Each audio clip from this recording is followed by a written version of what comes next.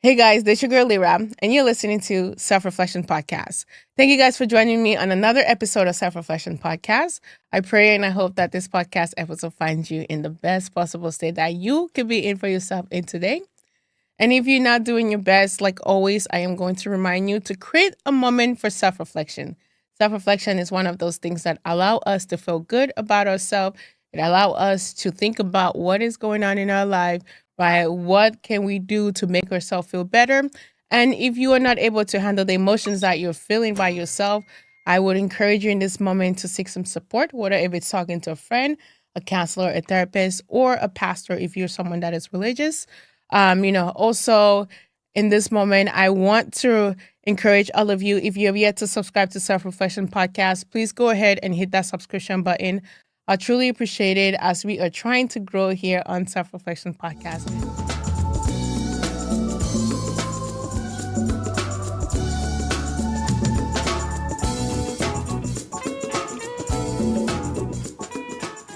Again, welcome to season 3 on Self Reflection Podcast. Shout out to everyone that was on season 2 on Self Reflection Podcast. Thank you guys so much again for, joining us on this platform and sharing your knowledge. Today, we are going to be talking to my good friend, Ugochi. Ugochi and I met in college, but actually, guys, I don't want to tell you guys. I'm going to let her introduce herself, and then she's going to tell us how we met. Hi, Ugochi. Welcome. Hi, Lira. Thank you so much for having me on the podcast. Hi, my name is Ugochi. I'm an accountant from San Jose Bay Area. I provide insights to personal finance, corporate. I love accounting. I currently have a master's degree in accounting, and I own and operate One Up Accounting in the Bay Area. So Lira and I met. She came for an open gym, and then I think I had to guard her or something, or they made me guard her. And she was like really aggressive, like really aggressive and rough. But no, I enjoyed.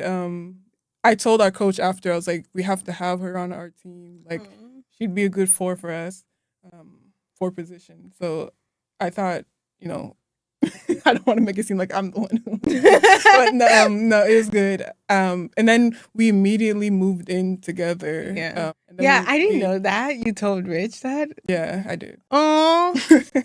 So then we moved in together, lived together for 2 years. Yeah. And then been helping each other during that time, and then stayed in contact ever since. Yeah. I think we're personal friends, but also we're business friends. Yeah. Like, we do help each other with our business and give advice. Oh, that warms my heart now. I even like you even more a little bit. Oh, that's nice. Yeah. Sonoma was pretty fun. I kind of had a hard time at Sonoma, but I feel like being like your roommate made it a lot more easier. At first, we kind of like just went to our room. When I first moved in, we barely like had any conversation with each other, and then the more we stayed together, we grew closer. So that was really nice. Like really, really nice. But we're going to dive into our podcast episode for today, guys. And I'm excited to talk to Ugochi about finance, because I feel like this is something that a lot of us are struggling with, including myself, right?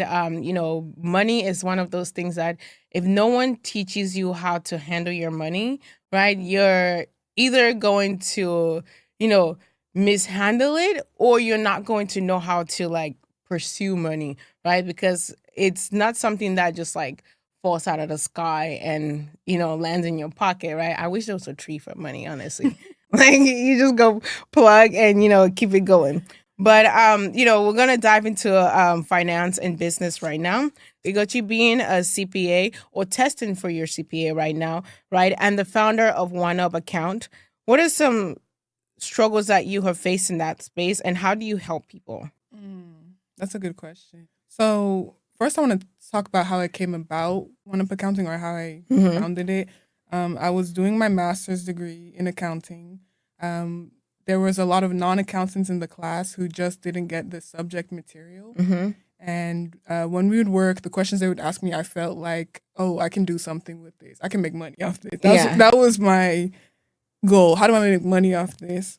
I just asked my classmates in each quarter, what do you struggle with personally in personal finance? what do you wish you knew when you were younger? The ones who owned a small business, what's their hardest problems? Okay, and then kind of wrote that all down, researched for a couple months, and then just started from there. So, like I messaged you, I would just go out, message people, go physically walk into small businesses and be like, how do you handle your finances? Can I handle your finances? How can we work together? How can I get you to pay me for this service? So yeah, that it just all started from there, and that was actually we just celebrated 1 year. Oh, 1 week ago today. yes. So March 2nd was One Up Accounting's birthday. So yeah, it's been going well. I left my job in January of this year, so I'm doing this full time. I'm really enjoying it. So, Yeah. yeah. And how do you like help small businesses? What are some the things that you do? So, for example, one of my clients is a pie shop in San Jose. So she didn't know how much money she was making. The owner didn't know how much she was making and how much was going out. The status of her business was at any current moment. So we talked about that. What were her goals? Does she want to just maintain? Does she want to have insight on her business? Does she want to grow it? So we basically it was a lot of data collection, face-to-face interaction like this. Yeah. And then, yeah, I really just looked at, what can I do? So basically, I just showed her where she's making money and where she's not. For example, like people would order stuff off DoorDash and she would lose, let's say, like 25% for each dollar that people were ordering because, DoorDash has so many fees. Yeah. So things like that, I would point out to her and show her, the actual data. And then she would, change her menu prices or, whatever type of decision. And not every owner has the time to do that. Every month or, quarter. So it's good to sometimes get outside help who can show you what your business is actually doing. Yeah. And like just knowing like having someone that actually knows the numbers, like how to figure that out. Cause I feel like I would be like her. Like I wouldn't know like where the hole is, kind of thing. Where the what? Well, I'm just saying because it's like if you've been doing a business for a long time and you kind of get in that flow, you don't really know, where the like weak points are. Exactly. Yeah. And then if you're you're the manager, you're also like doing the physical work, you're closing, you have to manage employees. You don't have time at the end of the month to do that. And then you're also, a human who has a life. So yeah, that's it's true. hard. So yeah, I do enjoy it. And then I also help personal individuals with their personal finance. So like maybe they want to prepare for retirement. I have a lot of clients my age actually, which is interesting, thinking about their future. How can they want to own property. It's hard to, I know our generation, I don't know if we'll own a house in the Bay Area because, it's so expensive. Yeah. But, they've been asking me like, what can I do? And it's been interesting to research that. Oh, wow. Yeah. Living in the Bay is not easy. It's not cheap. Like, finance is one of those things that can be overwhelming, right? What are the biggest mistakes young adults make? I would say young adults 18 to 25 with money, and how can they like avoid those mistakes? Definitely credit card debt for sure. I know a lot of teens who have opened credit cards without their parents knowing, and then that racks up debt. Yeah. Or once they turn 18, they open a credit card, they don't know really what it is. The average credit card APR is like 22%. And like that means if you buy $100 worth of stuff, that's an additional $22 of interest each month that you don't pay that bill. Yeah. And a lot of our age and younger think maybe you have time to pay that off, or I'll pay it with my next check. Sometimes that next check doesn't come, and then you're stuck. And what do? An emergency fund is also important. About 6 months ago, I fainted actually in the store, and like I don't know where I fainted, and like it's kind of sad, but like the first thing I thought about is like work. Like, oh my gosh, what, like, I can't, I don't have Yeah. time for this right now. Yeah. I need to go back to work. Sometimes things happen and you don't know that they're going to happen. So I Yeah. think always being prepared and not thinking, oh, I'm too young, or, I have my parents, Hmm. I have something to fall back on, because that's not always going to be the case. And Yeah. I think, what, 18 to 25, it went by so fast.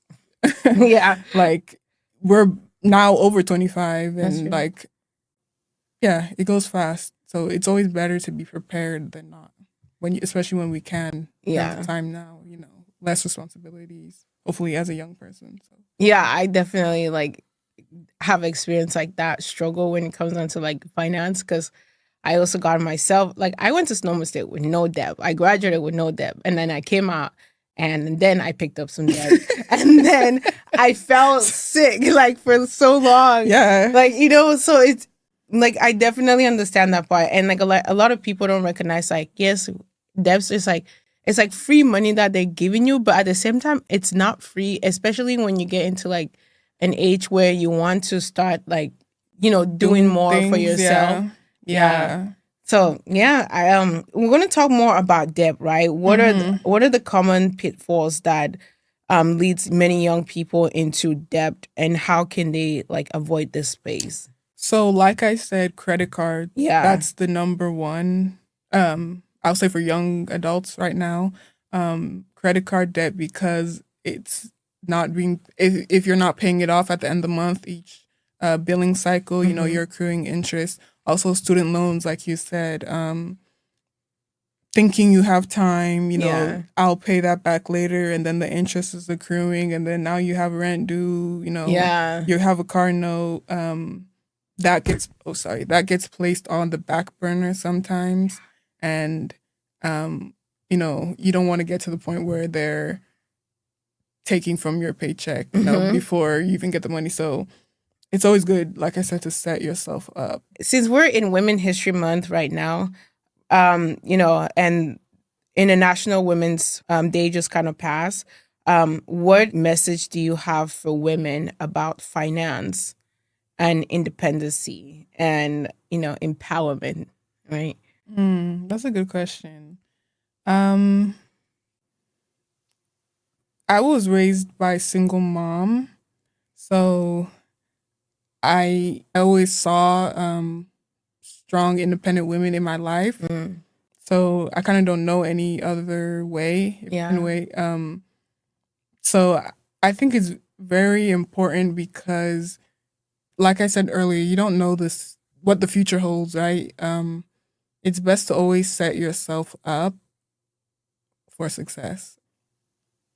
Work when you can. I would say, like, summer jobs, after work, like, if you're not having extracurriculars in college or whatnot, work when you can, save money when you can.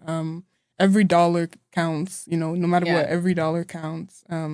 Yeah, that's what I would recommend. Talking about like growing up with like your mom, just like a single mom, right? And talking about how being strong that is. I think in today's society, we see a lot of Black women that are like single mothers, right? And they have to be strong for like their entire family. How Mm-hmm. did that like being raised by your mom and seeing her being strong? How did that raise you as a woman in today's society? That's probably why I became an accountant, to be Mm. honest.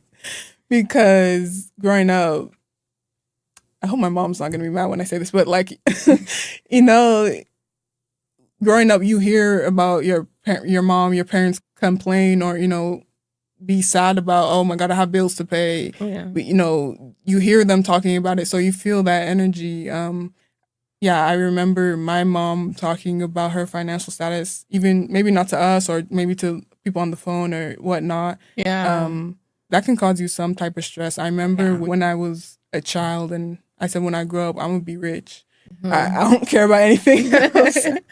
Like, I'm gonna be rich. Like, you know, eh, my life, well, I don't know if I can say this, but my life will like never have to like rely on a man, be in a position where I like, you know, I can't do for myself Yeah. what I want to do. I have a lot of people in my family who are older than me who are stuck in like situations like that, who can't do what they want to do, because maybe they didn't have that type of role model growing up, or financial issues, or Yeah. I'm just blessed to. Yeah. Like when you talk about how, like, you want to be strong and you don't want to be able to rely on a man, I feel like that sometimes have a negative stigma to it. But I think a woman can still be very strong, right? Have her own money and still like have that partner where, like, he can support her. To me, that's how I see it. Mhm. Right. And I think we have to like push that message out there, like, women, like young girls, especially young girls that wants to be in a relationship with a man, right? Like, it's okay for you to go after like what you want and still like be able to like have a partner in that space. Yeah. I want to ask you a question, actually. Okay. No, about at least like recently, what I've seen from social media, whatever, there's this culture of maybe young girls, just, how do I say it? Like, just get a guy who will buy you stuff. Like, if you're dating a guy, you better get a bag out of him. You better pay, he better pay a bill if you're gonna. So, how do you feel about that, and how do you think that affects young women, especially Black women? That's a really good question. So, just to make sure I understand the question correctly, so if I'm dating a guy, he has to be paying my bills. That's what these Okay. women are saying, or these Yeah. influencers. That's what I see. So he has to be paying the bills and yeah. He has to be taking you out. He got to buy you a bag. Okay. Do you think that kind of sets women up for failure in a way, or bad expectations, wrong expectations?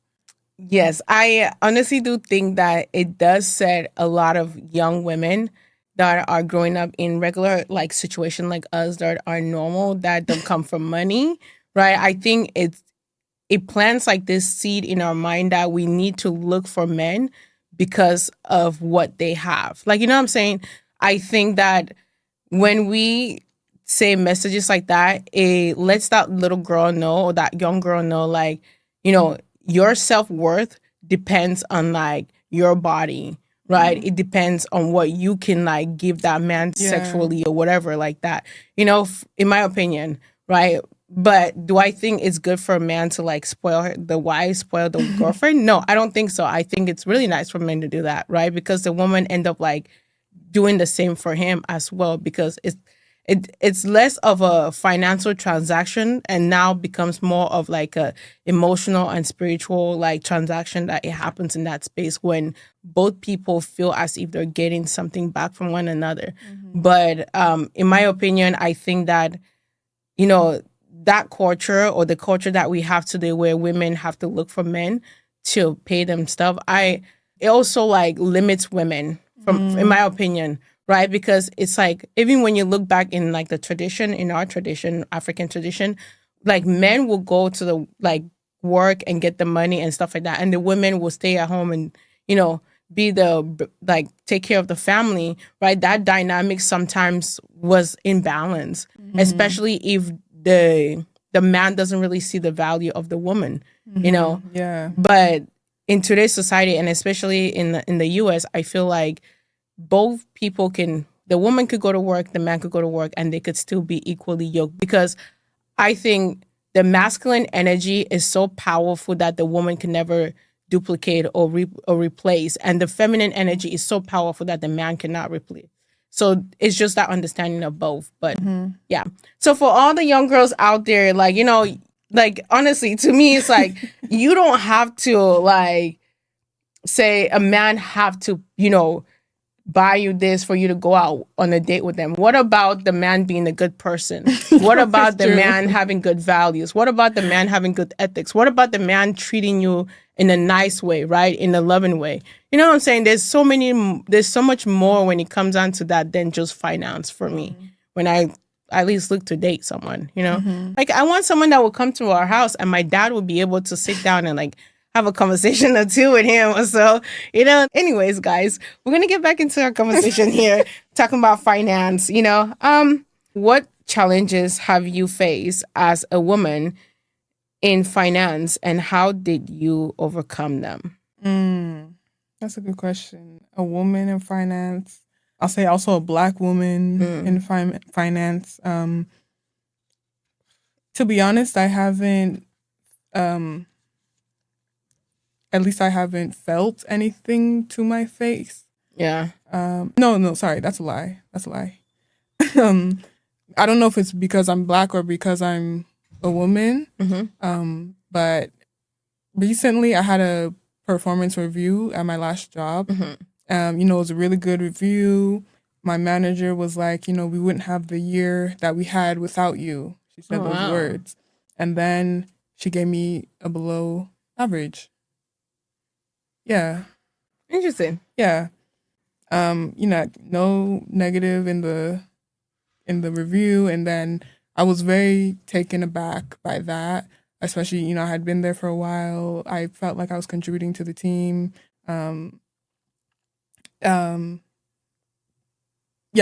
I didn't really get an answer as to why, and then that's after that I left. But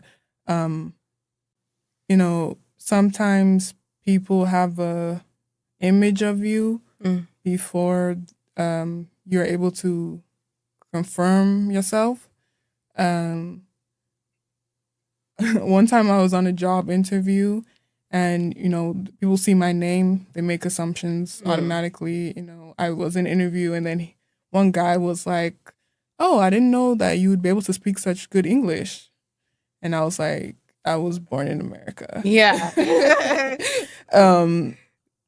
I don't know how many resumes I've had thrown out because of how my name looks. Yeah. I don't know how many other people with foreign names have done this, but sometimes I apply with my middle name, Catherine A, and see how many replies I get with that one rather than the other. With my with my actual name. But it also makes me think, like, I don't want to work there if they deny me off that. People, I think sometimes I feel like when we Black women walk into a room, people see our color before anything, without even me saying anything about me. They have an assumption. Yeah. Right when I say my name, I say, it's Nigerian. Oh, I have friends from Ghana. It's like, okay.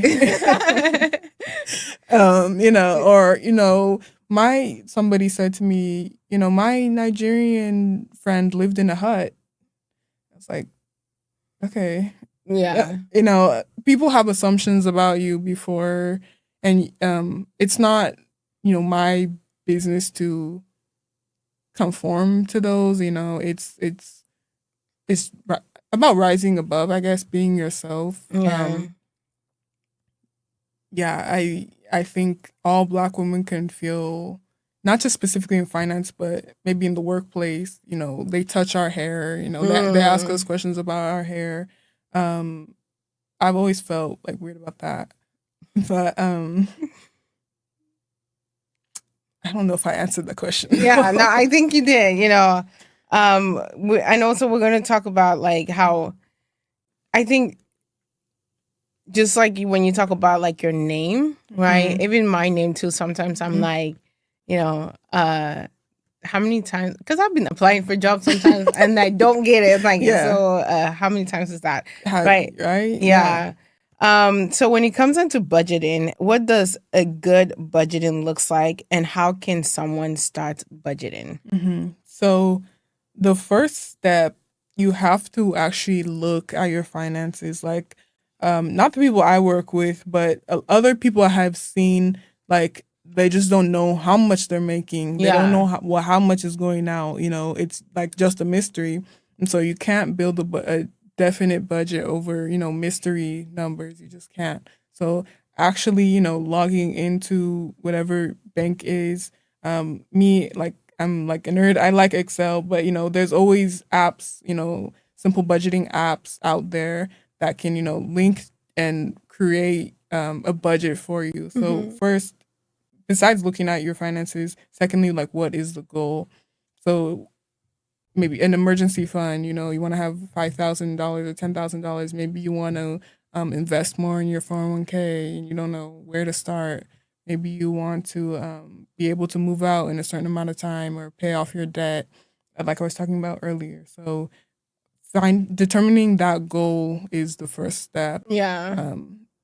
So then you can always, have that in mind when you are making decisions. I know my goal, not just thinking about the money, but thinking about the action on how to reach that goal. So, for example, let's say I want to save an extra $500 a month. I have to tell myself, okay, I can only eat out, once a week. That's an actionable item that I can do. So instead of just, I need to save $100, instead of movies, instead of going to the movies and getting popcorn, I bring food in, or, something, where you can cut off. Because a lot of times I would, maybe be good for a week and then I go crazy and then, spending. So being able to, so it's not temporary, make it a lifestyle change rather than, something temporary that you'll bounce back from and maybe like worse off after. Yeah. Yeah. I definitely agree. Like the coffee runs. Yes. Like coffee runs, like, no, I'm going to make coffee at home. Yeah. Those taste better sometimes. Yeah. What advice do you have for young women aspiring to enter the financial industry and start their own business? I would say me in the beginning of my degree, both degrees, I was like, finance, business, accounting was hard for me in college. Like, I think I remember me telling you, like, I'm about to fail this class. Like, you're not going to see me on the team next year. Like, I'm going to fail. But don't give up. Just because something is hard doesn't mean that you can't do it. Yeah. Even though, like, that sounds cliche, but, like, don't give up. If you have a goal in mind, you can do it. Because there's not a lot of women just in finance or higher positions, I'll say. The higher up you go, I see less women. I would say that. Secondly, I would say if you can find a mentor or somebody who you can follow their career, and it doesn't have to be like a personal relationship, but somebody who has the same maybe background as you and went somewhere that you want or did something that you want to do. I stalk people on LinkedIn all the time. Just like and Black women, like I look at where they went, where they're working, what their position is. I message people. Are pretty responsive if you reach out to people and say, this is what I want to do, this is where I am at, how'd you get there, and how can I do it? And so I've gotten a lot of like free advice just from doing that, just reaching out to people. How'd you do this? And I want to do it, and I've gotten great advice. So I would say the more information, the better. Like, research. I know when I went into college, I had no idea what I wanted to do. Like, I didn't know.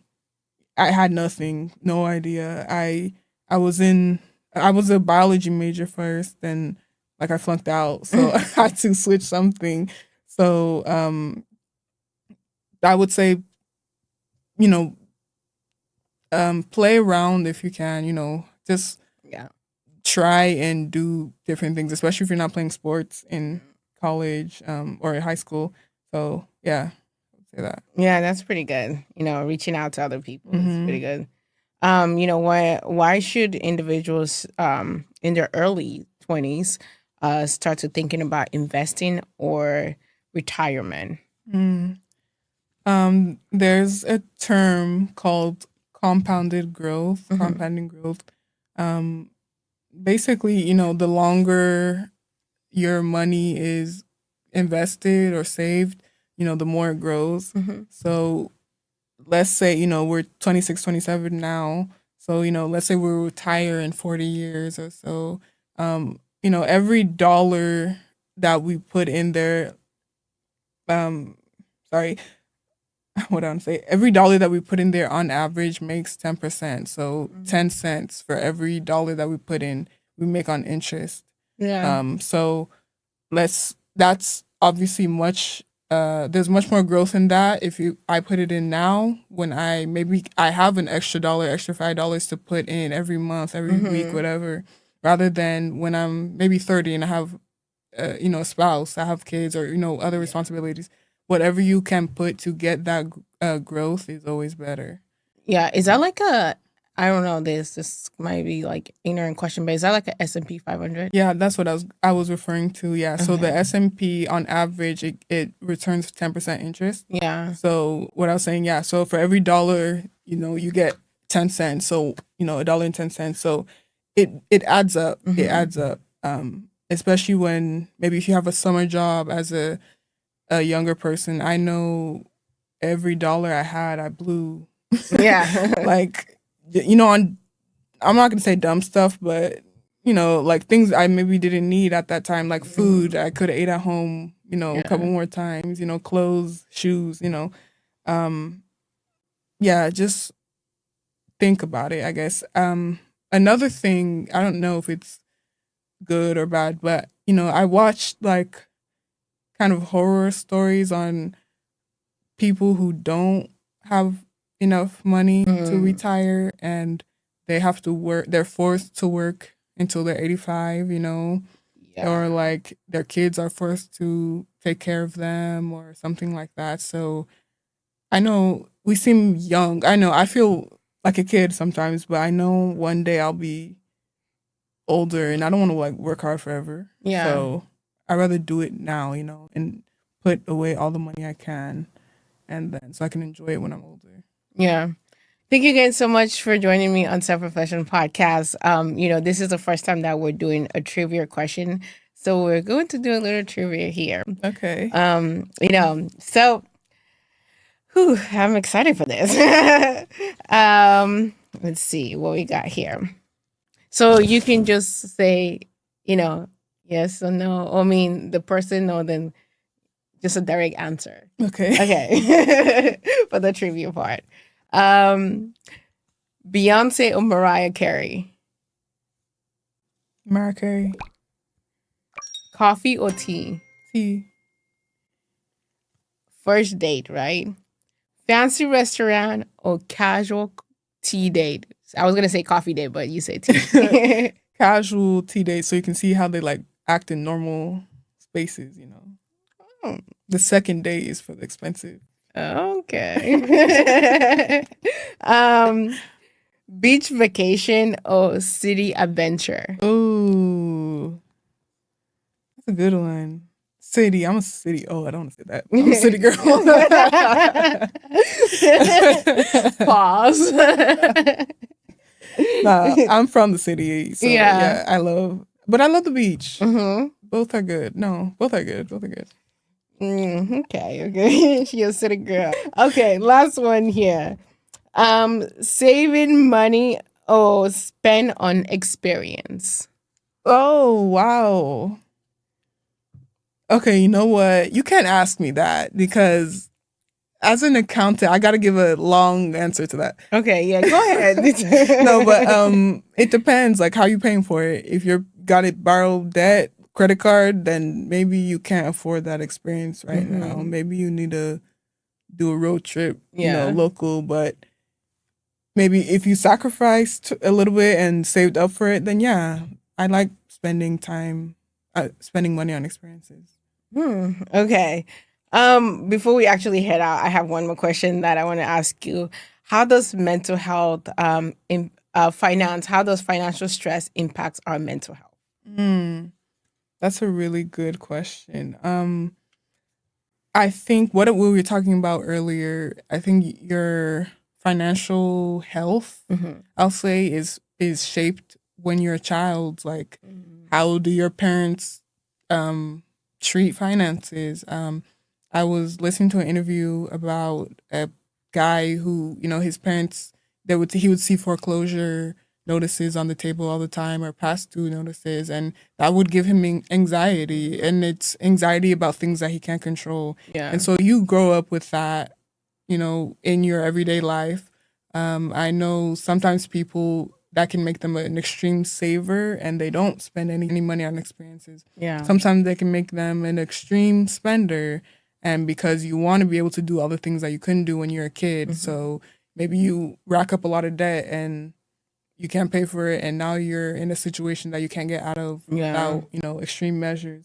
I've seen that a lot of people like 25 to 35 years old, the amount of debt, and it's normalized, especially in America. I think the average car payment is like $550.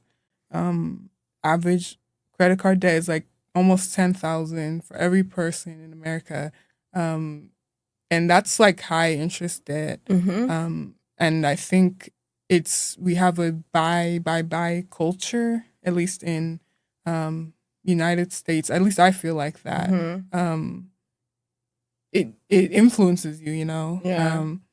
I was talking to our friend Malachi actually a couple of weeks ago, and I asked him that question: how did your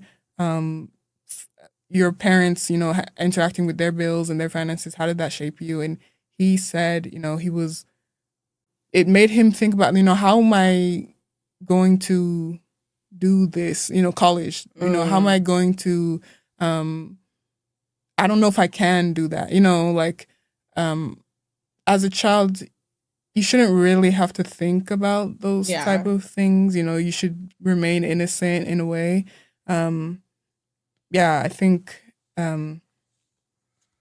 it really depends on how you grew up. And I think also finding, like I said earlier, a role model of somebody who you do want to be like. So I watched videos on YouTube all day, like, besides researching in my textbooks, like seeing real life examples of people I want to be like, how'd you save money? Like, tell me what credit cards you use to get cash back. Like, just direct things like that. How do you, I want to lower my taxes, things like that. Talk about it. I was lucky enough to, to have people in my life that I could talk to about finances as I got older. Especially with the degree, I learned, how to, I guess, manage it better. But, finances are really tied to your mental health, because if you don't have a lot in your pocket or in your wallet, sometimes it's tied to your self-worth, right? Wait, I don't know if I can I say this? I remember when we were in school, we were both like, damn, we only have $100 in our account. I know.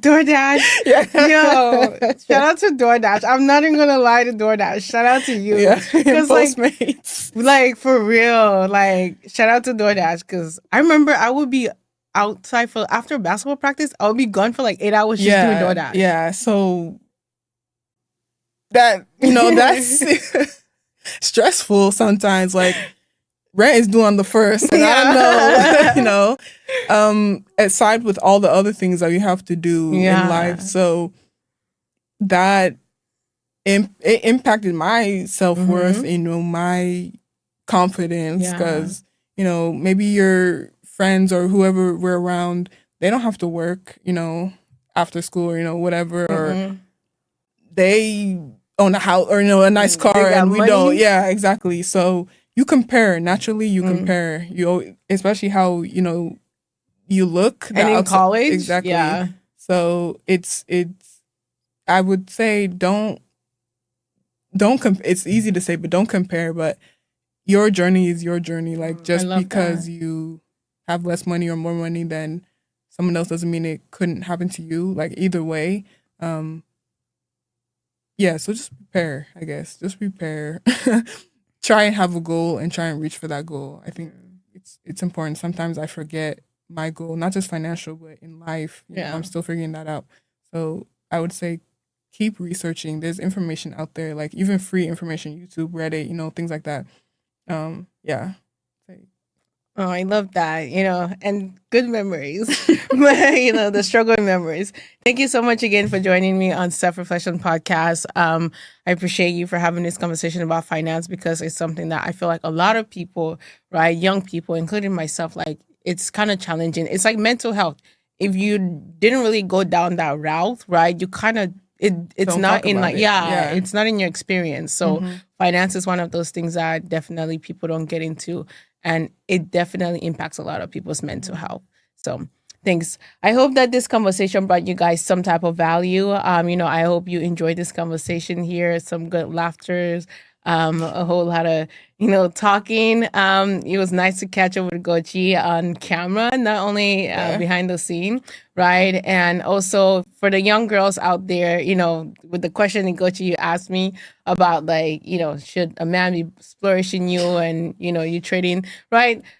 I want to say, if you choose that path, that is your path, right? I just want to also put that out there. If you choose that path, that's your life. That's what you want. Whatever you do, right? Make sure that is something that you could sleep at night with, because at the end of the day, you're going to have to live with yourself, right? That's It's your mental health. It's your, spiritual health. It's your everything. However, I do want to also talk to the other women or the young girls where they want to go after that goal. They want to go after their life, right? If you want to go after it, you want to go after your goal. You want to be financially stable for yourself, right? You don't feel like you want to depend on a man, right? That is definitely possible. That is something that, you should also strive for, right? You shouldn't just listen to, social media, women telling you like, oh, a man should have to pay 100% of everything, right? Thank you guys again so much for coming on Self Reflection. Gochi, I want you to try our prolonged oh. partner. And this is one thing that I'm trying to do here on Self Reflection Podcast, where we get real results from the people that are coming on this platform to try Okay. it and let us know what your thoughts are. Just anything that comes to mind. Okay. So this is just a protein bar. It is, yes.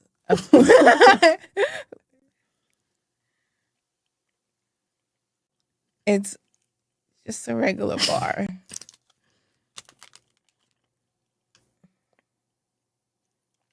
I mean, it's fine. No, but like, I don't okay, know. I guess. Okay, what do you like about? Some people have mentioned texture, the crunch, depending on what do you feel like? You can eat it, you cannot eat it. Okay. I like oats. It tastes Okay. like oatmeal to me, so Okay. I like that. Um, I recently had jaw surgery, so I can bite it, which is good, even though it has nuts. Yeah. I think it's a good size. It's good. It tastes good. That's what we want to know. Thank you guys so much for joining us on Self Reflection Podcast. I hope that you guys enjoyed this conversation. And please do not forget to hit that subscription button. I truly appreciate it. I hope you guys have a blessed day. Take care of yourself, love yourself, be kind, and be gentle with yourself. Until next time. Bye for now. Ta-da!